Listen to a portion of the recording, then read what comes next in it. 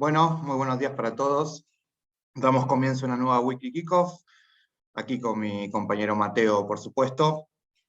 Hoy tenemos bastante que cubrir, así que arrancamos directamente.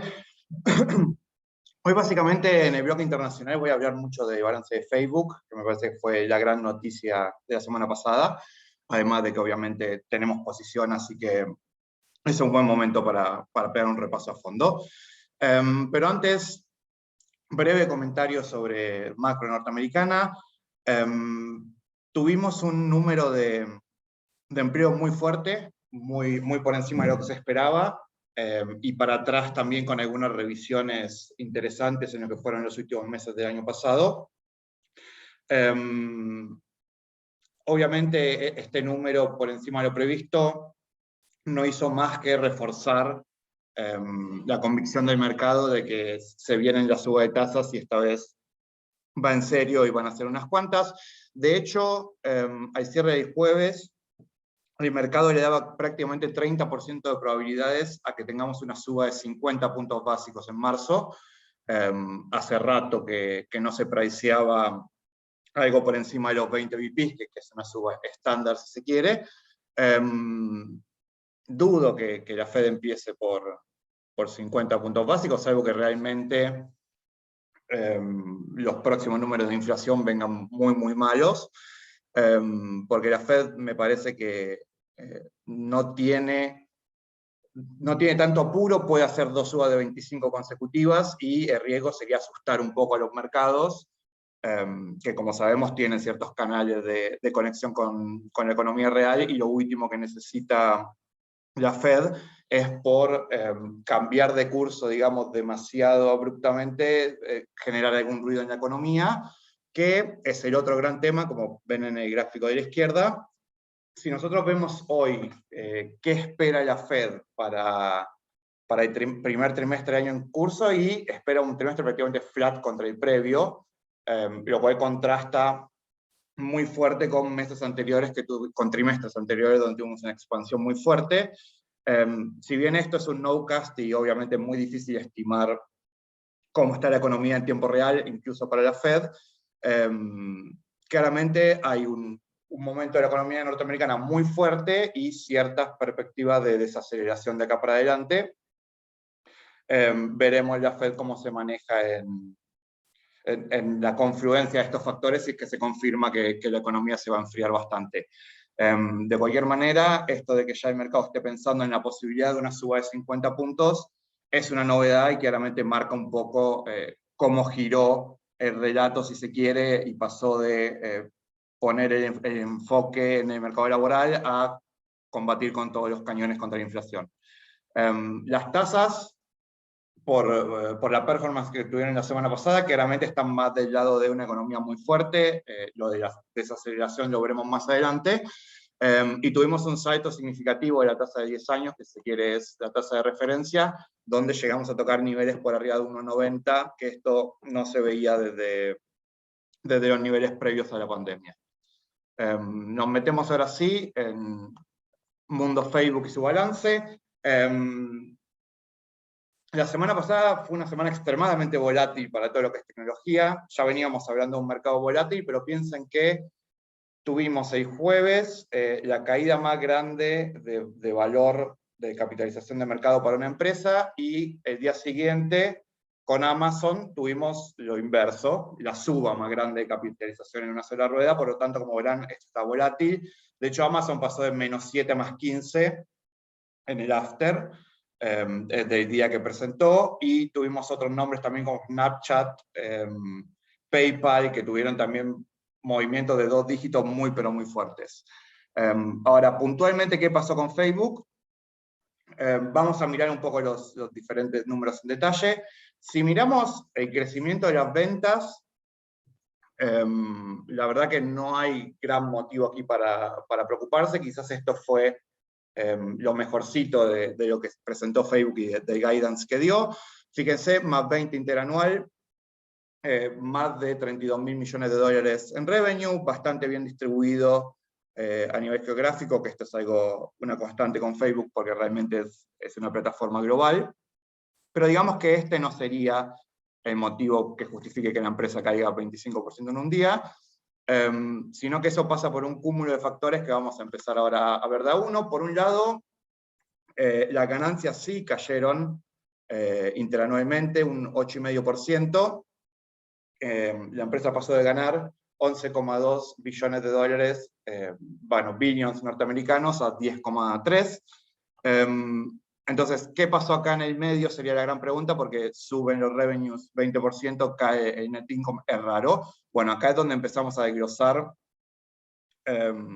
los problemas que Facebook presentó en su balance, y por eso tuvo la recepción que tuvo.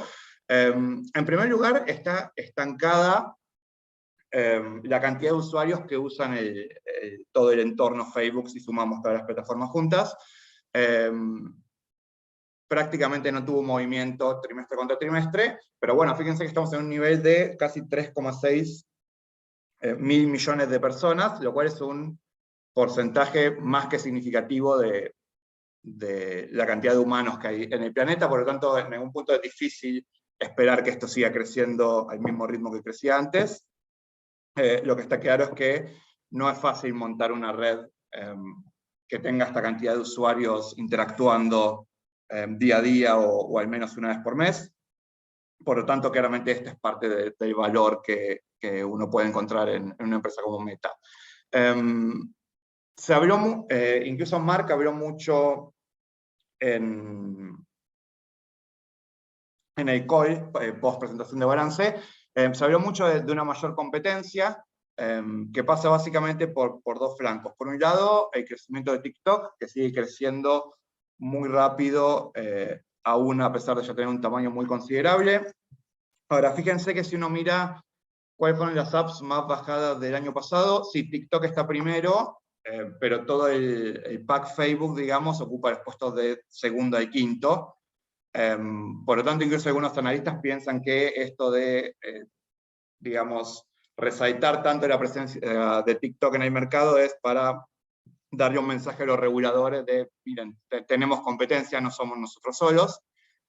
Siempre a largo plazo el riesgo regulatorio sobre las plataformas como Facebook termina siendo uno de los principales peligros reales a más largo plazo. Y por el otro lado, también Facebook continúa, digamos, enfrentando las dificultades de el cambio en cómo se traquea la privacidad en los últimos sistemas operativos de Apple con el iPhone. Esto fue otro impacto significativo, porque a la empresa evidentemente le está costando reemplazar esa precisión que tenía antes para poder dirigir mejor sus ads, que es básicamente el negocio core de la compañía y el que más aporta por lejos hoy al bottom line de la empresa. Y le sumo a esto los costos de crear el metaverso, si se quiere, la gran apuesta de Mark de aquí hacia adelante. También en el año vamos a tener unos 10.000 millones de dólares en inversión para lanzar eso, que hoy por supuesto se presentaron los números por separado, y claramente tenemos todo el negocio, si se quiere, legacy de Facebook, de las apps que todos conocemos, generando todavía muchísimo dinero, y claramente la parte del metaverso hoy es más una inversión y un proyecto que un centro generador de efectivo. Ahora bien, ¿está justificado, a pesar de todas estas dificultades, el castigo que le dio el mercado a Facebook? A mí, en principio, me parece que es un poco exagerado. Les quiero mostrar dos gráficos. Este primero es el ratio price over earnings de Facebook contra el S&P 500.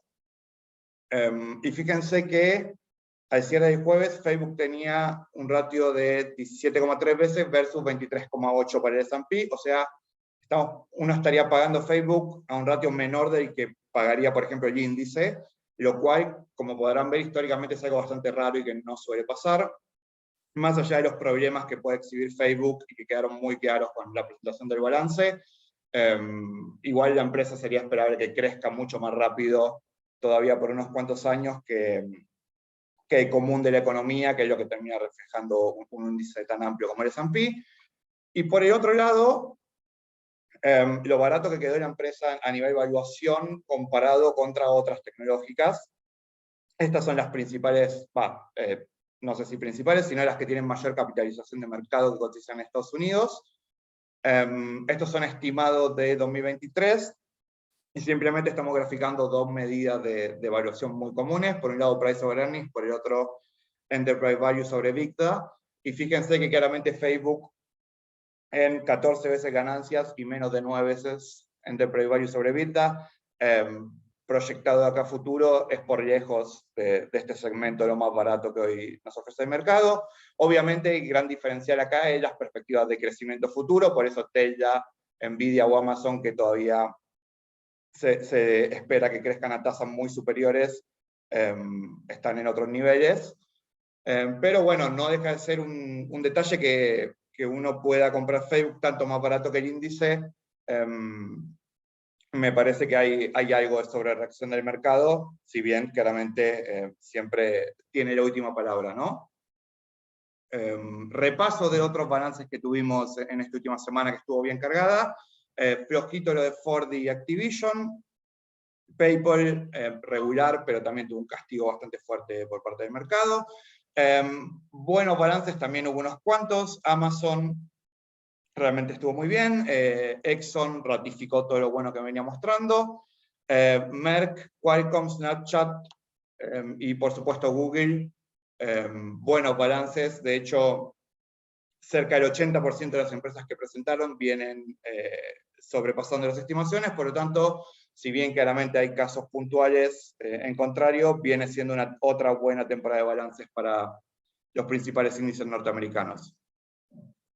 Seguimos teniendo presentación de balances. Esta semana, entre los destacados, tenemos a Pfizer, a Disney y a Coca-Cola, pero digamos que lo grueso de la temporada de balances ya quedó atrás. Primero tuvimos todos los bancos, la semana pasada unas cuantas de las principales tecnológicas, y ya van quedando menos casos de empresas, por lo menos de primera línea, de acá para adelante. Por último, les quería mostrar cómo impactó la caída de Facebook en nuestras carteras. Nosotros en las carteras offshore tenemos posiciones en la balanceada y en la agresiva. Fíjense, empezamos por la moderada. Tuvimos una caída en un día de más de 2 puntos. Y bastante, obviamente, por encima de la caída del benchmark. Si lo vemos en perspectiva de un poquito más largo plazo, viendo a la cartera contra el benchmark, desde principios de diciembre se ve que es una caída significativa, pero que estamos devolviendo el último rally que tuvo la cartera, y todavía contra el benchmark seguimos teniendo una diferencia bastante grande. Lo mismo, pero obviamente amplificado, podemos ver en la cartera agresiva, donde tuvimos una caída de más de 4 puntos en un día, récord desde que la cartera está creada y funcionando, pero pasa algo similar. Si lo vemos en perspectiva de un poquito más largo plazo, todavía estamos unos 4 puntos por encima del benchmark desde lo que es principio de diciembre. Yo les soy 100% honesto, obviamente a nadie le hace gracia estar del lado de adentro de la caída más grande de market cap de la historia. Si pensara que ese balance es el fin del mundo, cerraría la posición a pérdida y pasaría otra cosa. Realmente me parece que hay mucho valor en Facebook, por lo tanto vamos a mantener la posición, mirándola muy de cerca, por supuesto. Y de alguna manera, también este es el motivo por el cual nosotros recomendamos carteras y no activos puntuales. Y tenemos límites a la ponderación máxima que le podemos dar a un pick discrecional y demás, para que justamente si el mercado no coincide con nuestra visión, al menos en el corto plazo, y en este caso claramente no coincidió, el riesgo sea acotado y la canasta general y el capital que uno pone no sientan el impacto más allá de cierto nivel. Dicho eso, le doy paso a Mateo con Argentina, que tiene bastante también para analizar. Mateo.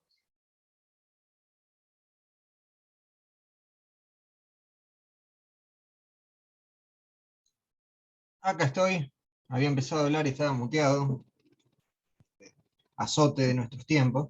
Pero bueno. Bueno, sobre Argentina, quería antes de pasar directamente a Argentina, aclarar el hecho de que, bueno, también teníamos Facebook en nuestra cartera de CDRs, y en nuestra cartera agresiva. Y bueno, también el impacto se sintió, pero la verdad es que, bueno, iba a tratar de dedicarle alguna diapositiva a eso, pero en Argentina pasaron cosas que me parece que es digno de hablar, y no quería estar justo con el tiempo por el tema de Facebook. Ya llegará ese momento, y además Pablo lo explicó muy bien cuál es nuestro view, que comparto y que estamos replicando en nuestra cartera. Por ahora holdeamos, digamos. Bien. Bueno, la semana pasada, el viernes pasado, el viernes de la otra semana, tuvimos la noticia de que había acuerdo, como habíamos dicho, no es el acuerdo final con el Fondo Monetario Internacional, es acuerdo sobre el sendero fiscal dentro de todos los otros puntos de un acuerdo más global, que era uno de los puntos más espinosos, pero bueno, que eso parecía un poco mejor rumbeado que el jueves al menos. Los activos financieros festejaron bastante bien, digamos. La cuestión es que, bueno, si nosotros miramos lo que sucedió la semana pasada, medio como que hay alguna que otra razón para empezar a dudar un poco de cuánto optimismo debemos tener en toda esta negociación, ¿no? El lunes por la tarde, ¿sí? Cerrado el mercado, ya eran como las 6:30, 7 de la tarde, sale una carta del presidente del bloque del Frente de Todos en Diputados, Máximo Kirchner, ¿sí? Con todo el pedigrí, digamos, que eso significa en la coalición, renunció a la presidencia del bloque, ¿sí? Entonces, tenemos que se baja, bueno, se puede bajar porque se quiere dedicar más a su jardín, a sus hijos, a su familia, pero en realidad no, porque todo esto vino acompañado de una carta en el cual justifica este paso al costado con un desacuerdo absoluto casi con lo que está haciendo el gobierno con el Fondo Monetario Internacional. No lo dijo en términos tan amigables, de hecho, acá pegamos una parte en el que dice que al fin y al cabo el FMI demuestra que lo importante no son las razones, ya que solo se trata de fuerza. Quizás un hombre debería ser Fuerza Monetaria Internacional. Y como veo que siempre se interesan por los gastos, podrían ahorrar en economistas caros, ya que para hacer lo que hacen solo basta con gente que sepa apretar, prometiendo el infierno si no se hace lo que ellos quieren. Así que, como puede verse, no es una situación en la cual sea muy diplomática el approach, digamos, a todo esto. La verdad que no tuvimos un comunicado del fondo, no creo que, bueno, que les haya hecho mucha gracia ni mucha mella, digamos, creo que las palabras del presidente del bloque, pero cuando se bajó Máximo dijo que no comparte la estrategia. La verdad que también suena extraña y curiosa una estrategia donde estamos tratando de acordar con alguien y los acusamos de apretar, prometer el infierno y que deberían llamarse la Fuerza Monetaria Internacional. Entonces, la verdad es que no se sabe muy bien, o sea, cómo es esta cuestión, porque el mismo viernes Guzmán había dicho que agradeció, o sea, con mucho énfasis a Cristina Fernández de Kirchner, porque fue quien ayudó, quien posibilitó todos esos eufemismos políticos. Pero bueno, ahora tenemos a Máximo que se baja un poco de toda esta cuestión. Cristina per se no se pronunció sobre el tema, pero Guzmán dijo que Cristina dice que no comparte la actitud de Máximo. Lo cual tenemos ahí una posibilidad de teléfono descompuesto, tenemos varias cosas ahí en el medio que pueden hacer que la declaración no sea del todo, no sé si creíble o del todo fidedigna. Lo que algunos están planteándose ante todo esto es que esto puede llegar a ser una estrategia política para diferenciarse personalmente, digamos, ¿sí? Entonces, queda un poco esa duda si es directamente para salvar su propia reputación, si esto sale mal, que al fin y al cabo es lo que realmente parece que está haciendo, o si es una opinión del bloque y acá hay una interna dentro del Frente de Todos. Por ahora no tenemos datos suficientes, Pero el tema, lo que después a los mercados me parece que no le gustó tanto, porque esto de hecho el martes mismo no hubo tanto impacto, ¿sí? En mercado. No fue, se cayeron los bonos y todo, pero el equity mucho no se mosqueó. El tema fue lo que pasó después, ¿sí? Es que empezó a acompañar el escándalo porque de todo esto después la oposición también tenía que opinar, ¿sí? O sea, directamente, por ejemplo, Patricia Bullrich dijo que o ellos votan todos juntos o hay que derogar la ley que ellos armaron para que el acuerdo que firmen pase por el Congreso, haciendo hincapié de que no ayudarían, digamos, si no está el oficialismo on board, digamos, ¿sí? Con esto. Entonces, ya no solo tenemos problema con una parte del oficialismo, sino que también la oposición no aprobaría el acuerdo. Después, también dentro de la misma oposición, el escándalo se suma más todavía porque Aníbal Fernández dijo, no te gusta, esperemos a la próxima cuando vos seas presidente.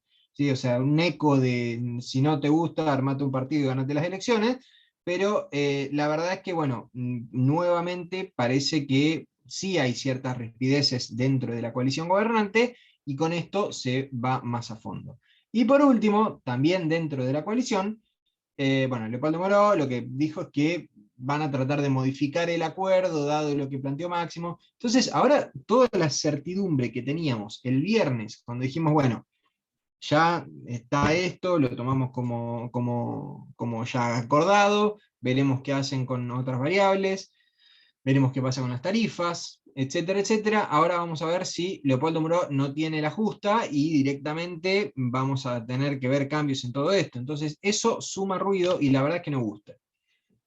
La realidad también es que si uno mira los bonos hard dollar desde antes del acuerdo, ¿sí? Desde antes del jueves anterior, están ligeramente positivos. O sea, el impacto fue bastante grande. Si uno mira las acciones, ¿sí? Si las mira las acciones desde antes del acuerdo fiscal, están bastante en positivo, casi todas. Si uno mira después del acuerdo fiscal, o sea, desde el viernes hasta el viernes, lo que tenemos es que sí, algunas retrocedieron, pero no tenemos retrocesos, no se tiraron de un acantilado, ¿sí? O sea, siguen estando en positivo desde antes del acuerdo. Entonces, vemos como que esto es, bueno, las acciones lo manejaron bastante mejor que los bonos dentro de todo.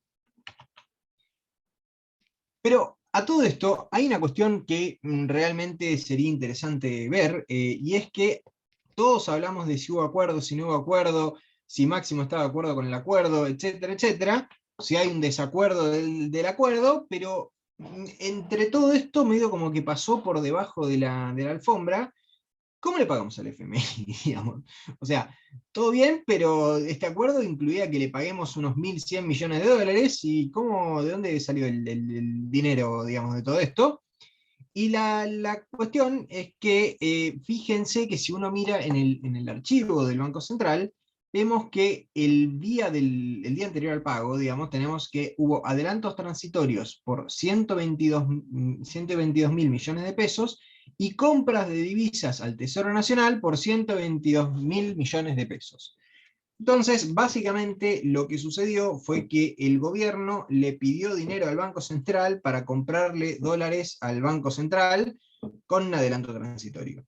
Esto es raro, digamos, más que raro, curioso, porque las últimas veces que estuvieron haciendo esto, o sea, que le pagaron al FMI, lo que hicieron fue colocarle una letra intransferible al Banco Central, ¿sí? O sea, hicieron una colocación privada del gobierno en el cual fue y le dio unos títulos, unas letras al Banco Central y le tomó dólares, ¿sí? El Banco Central le prestó dólares al MECON. En este caso, el Banco Central le prestó pesos al MECON y el MECON le compró con esos pesos los dólares. Suena extraño, pero a mí más me hace ruido el hecho de que, si uno ve la carta orgánica del Banco Central, si el artículo 20 dice que los adelantos transitorios no podrán superar el 12% de la base monetaria más un 10% de la recaudación del gobierno nacional, ¿sí? Entonces, en total sería ese 12 más 10. Bien, va. También tiene una cuestión de adelantos extraordinarios, pero bueno, para eso necesitan un par más de aprobaciones que bueno, ya empiezan a sonar alarmas y algunas luces amarillas, naranjas, entonces no siempre tratan de llegar a ese punto. Pero, ¿por qué el gobierno trata, o sea, toma un adelanto transitorio, siendo que este año va a ser también desafiante en cuanto a la financiación del déficit, que se comprometieron a una emisión del 1%, que como ya habíamos dicho, iba a estar bastante acotada, porque por este mismo punto del 12% de la base monetaria más el 10%, hay un límite a lo que puede llegar a ser el adelanto transitorio, y porque giros de utilidades van a ser escasos, porque el año pasado, al devaluarse poco, el Banco Central tuvo pocas ganancias. Entonces, es raro, curioso también para decirle, que el Banco Central prefiera usar adelantos transitorios que, por ejemplo, el financiamiento neto del mes pasado. ¿Sí? El mes pasado tuvieron financiamiento neto, ¿por qué no usaron parte de eso? ¿Sí? Las letras intransferibles esta vez no las puede utilizar porque no tienen una ley que eso lo permite, porque no salió el presupuesto. Podrían haberlo autorizado por DNU, pero también, como usar los adelantos transitorios extraordinarios, prende ciertas luces amarillas, digamos, que autoricen letras intransferibles por DNU. Entonces, la principal pregunta es por qué no se usó el financiamiento neto. Lo que algunos economistas están planteando es que esto puede llegar a significar que el gobierno espera que cuando le gire el FMI de más DEX, como sucedió el año pasado, hagan de nuevo la voltereta de esos DEX, vendérselo al Banco Central y con eso devolver adelantos transitorios y así generar más colchón, digamos, para poder utilizar la emisión cuando sea más necesaria. Esa es una cuestión de que después veremos si se materializa, pero quizás nos hable un poco de lo que piensa el gobierno que va a pasar en el acuerdo. Mientras tanto, ¿qué está haciendo el Becerra? La verdad que con la tasa de política monetaria pasamos de un 38 a un 40, ¿sí? Esto es desde... este gráfico a veces un poco se pierde, ¿no? Porque no sabe cuánto tiempo pasó mientras uno estuvo flatlining ahí la tasa, digamos, pero esto es desde hace un año, digamos. Entonces, tenemos que, ante toda la inflación, la aceleración, no puedo decir desaceleración porque no hubo tanta, pero ante todo lo que pasó el año pasado, bien, no pasó nada con la tasa, ahora subieron 2 puntos, pero la verdad es que esos 2 puntos, como habíamos dicho, era también una excusa para poder incorporar estos nuevos instrumentos más largos. ¿Sí? Entonces, como ponemos acá abajo, la tasa es insensible a cualquier suceso, y lo que se está empezando a hablar un poco es el tema de la aceleración de la suba de tipo de cambio diario. He visto algunos que anualizan lo que es la suba del A3500, ¿sí? Del dólar que publica el Banco Central todos los días, y eso lo que genera es que muchas veces, al anualizar un dato diario, muchas veces se sobredimensiona, ¿sí? Entonces hay veces que termina por encima del 50%, al otro día termina por debajo del 30%. Entonces, lo que yo hago es hacer un promedio móvil de las últimas 5 ruedas, y en general también ahora lo mensualizo porque la inflación es tal que la vemos mensual más que anual, entonces lo tenemos un poco más cerca de nuestra cabeza. Sí, es una realidad, ¿sí? Esto se duplicó el ritmo respecto de mediados del año pasado, ¿sí? Antes estábamos al 1% efectivo mensual y ahora estamos por encima del 2%. Y esto viene subiendo, pero nuevamente, esto no está por encima de la inflación, ¿sí? Entonces, por ahora, la verdad es que venimos meramente recuperando algo de lo que seguimos perdiendo mes a mes en lo que respecta a competitividad. El tipo de cambio real tampoco está en situaciones críticas, por eso insistimos en que esto va a depender más de lo que suceda en el Banco Central, en lo que son las compras diarias o ventas diarias de tipo de cambio, lo que pueda llegar a necesitar o no un salto discreto del tipo de cambio. Por ahora, el Banco Central viene con una situación ligeramente preocupante, pero tampoco estamos tan lejos de que llegue el momento de una oferta estacional un poco más sólida de dólares, con precios internacionales que acompañan. La soja sigue subiendo. Sumado a que la verdad es que estas últimas lluvias en la zona, en el core agrícola argentino, no digo que despejaron todas las desesperaciones del sector, pero ayudaron bastante en lo que refiere a agua, ¿sí?, de los cultivos. ¿Vamos a tener una producción comparable al año pasado? No, no.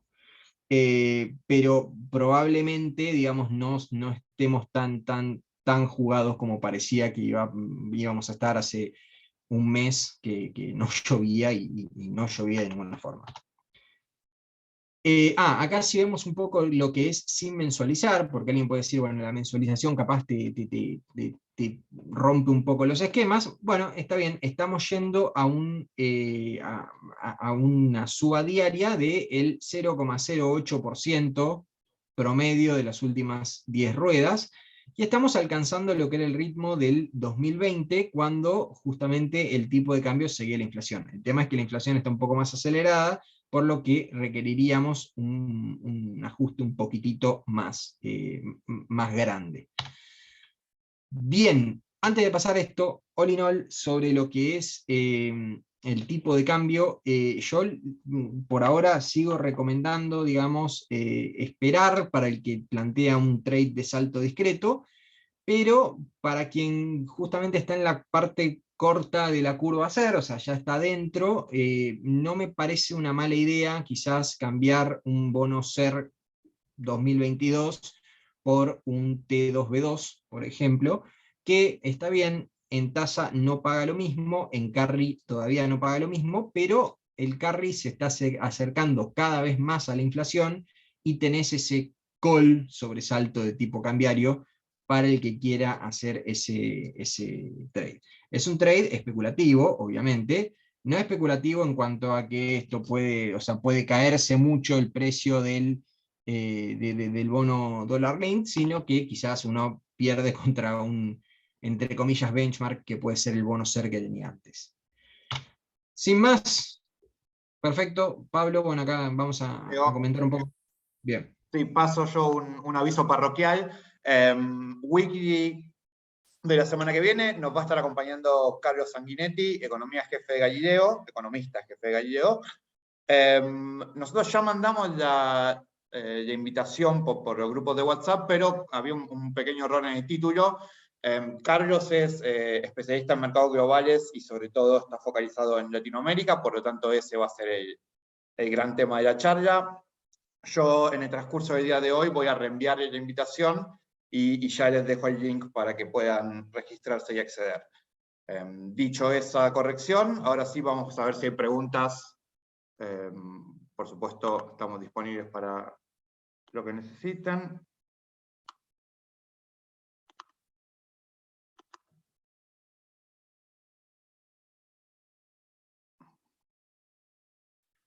Mateo, ¿algo más que te haya quedado en el tintero, ya que por ahora no tenemos demasiado? Hoy parece que fuimos muy claros, o fue muy duro el fin de semana, pero sí, no, la verdad que creo que comenté lo necesario por la semana pasada.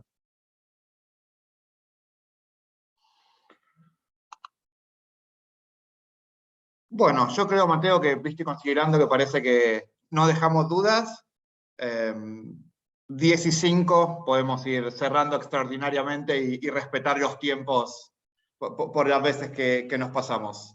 Así que les agradecemos a todos, buena semana y nos vemos el lunes que viene. Cumplimos con la cuenta corriente de los minutos. Hoy quedamos adelantados. Mira, una pregunta Sí. por la ventana. Una pregunta, ahí estamos. Para vos, Mateo. Buen Ale dice, timing. respecto a la Sí. limitación de la Carta Orgánica del Banco Central del 12%, o el 10% de los recursos obtenidos por eso, ¿cuáles son esos montos? O si más o menos tenés idea qué tan lejos estamos de llegar al tope. Bien, hay una cuestión. Respecto del tope este año, muy lejos, porque recién se hizo un solo adelanto transitorio. El tema de esos montos es que lo más variable es el 10% de los recursos obtenidos por el Tesoro, y la verdad es que no tenemos los datos de RECA todavía de lo que es el mes pasado como para poder estimarlo todavía bien. Así que eso lo vamos a estar poniendo más adelante, pero la verdad que es un número interesante. En lo que es base monetaria, y la verdad que tienen ahí cierta posibilidad. la verdad que también todavía estamos muy lejos. O sea, yo por ahora no lo tengo así como un indicador muy fuerte, porque realmente eso puede abultarse bastante de un solo saque, y primero creo yo que van a ir por los giros de utilidades, que en ese sentido son un poco más justificables, digamos, de que no es emisión. Así que eso ahí, ni bien tengamos un poco lo que son los datos de recaudación del mes pasado, vamos a empezar a ir armando algún tipo de, digamos, indicador, digamos. Bien, te hago otra, Mate, Esteban. ¿Hay posibilidades de armar algún sintético con T2B2 o todavía no es atractivo? Vos sos un Mira, especialista en sintéticos, Mate. Es tu momento. me gustan los futuros. A ver, acá sí, como posibilidad está, digamos, siempre está la chance. El tema es que es una tasa en pesos. Uy, pará, se me fue. Ahí está. El tema es que es una tasa en pesos que la verdad es que, viendo lo que fueron o sea, los rendimientos nominales, ¿sí? de la semana pasada contra, por ejemplo, no sé, noviembre, ¿sí? Que es el mes de vencimiento. Si uno lo ve contra noviembre, tenemos casi un 60%, ¿sí? Con muy poca liquidez, pero muy poca liquidez en lo que es ese mes.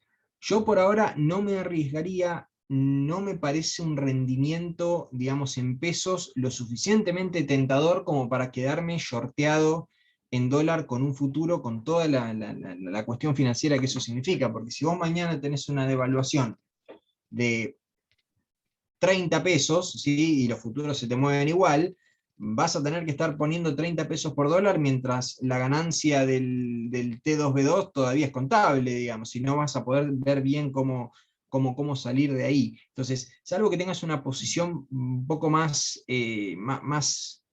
fija, digamos, como puede llegar a ser algún tipo de exportador que tiene una posición en dólar spot, la verdad es que me parece medio lejos todavía como para considerarlo. Sumado a que, la verdad que a esas tasas, no sé si no prefiero comprarme un TX24 con un poco más de duration y esperarlo un poco más. Por eso justamente mi recomendación para el T2B2 era más para alguien que tenga que switchear, digamos, de un bono ser corto que ya están cotizando negativo.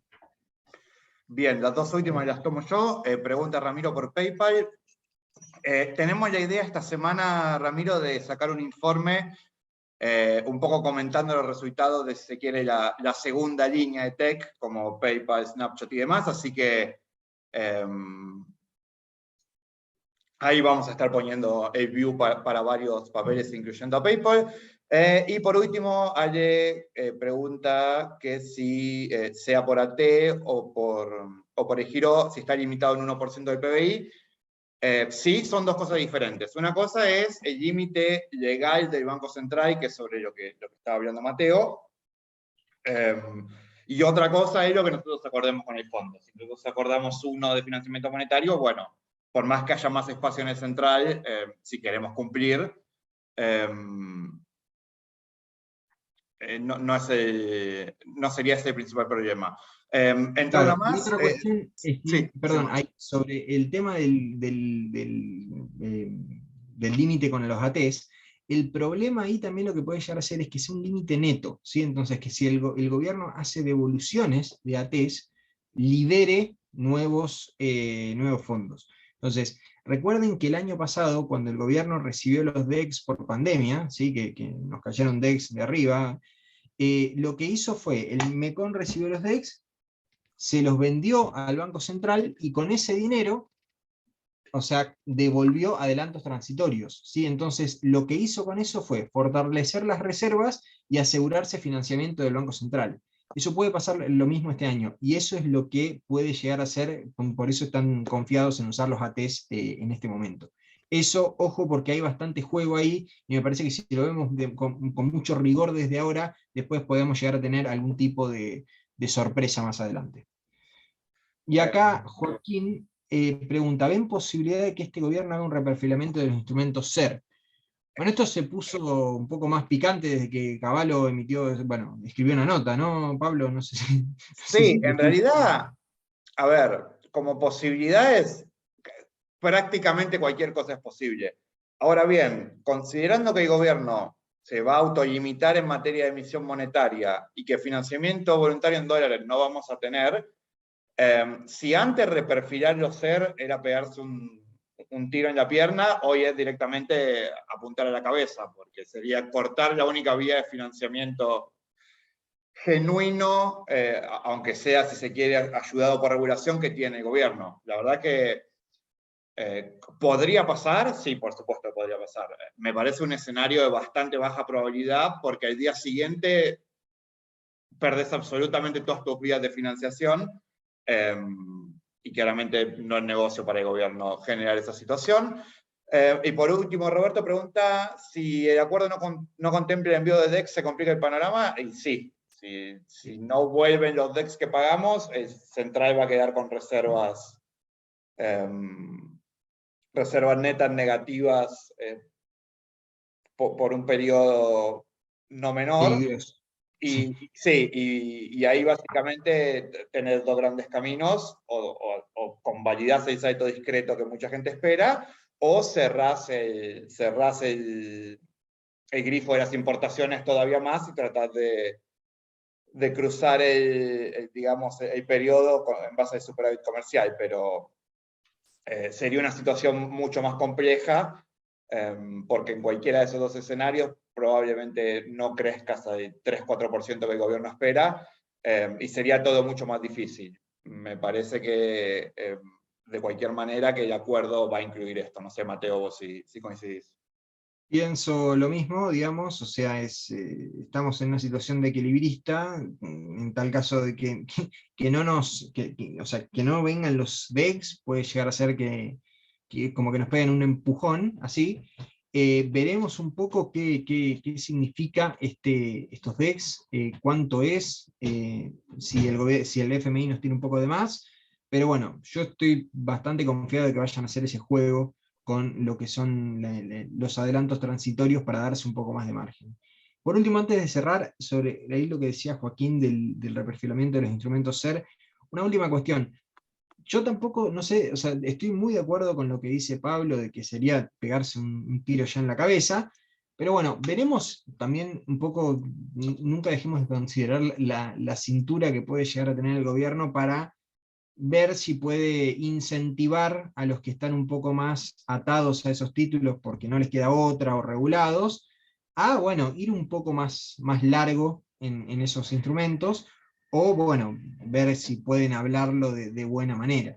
Entonces, es un problema, pero digamos que el inversor de a pie creo que sería el último de los que fuesen a reperfilar, aunque en caso de que hagan un reperfilamiento, toda la deuda se sufriría un impacto bastante negativo. La verdad es que eso es un poco la cuestión, y también creo que eso contribuye a que la curva también esté bastante negativa, y es que se tratan de buscar vencimientos cortos para tratar de llegar al pago en caso de ser necesario. Perfecto, Mate, creo que acá sí ya podemos ir cerrando. Saludos para todos, muchas gracias. Buena semana. Saludos y gracias.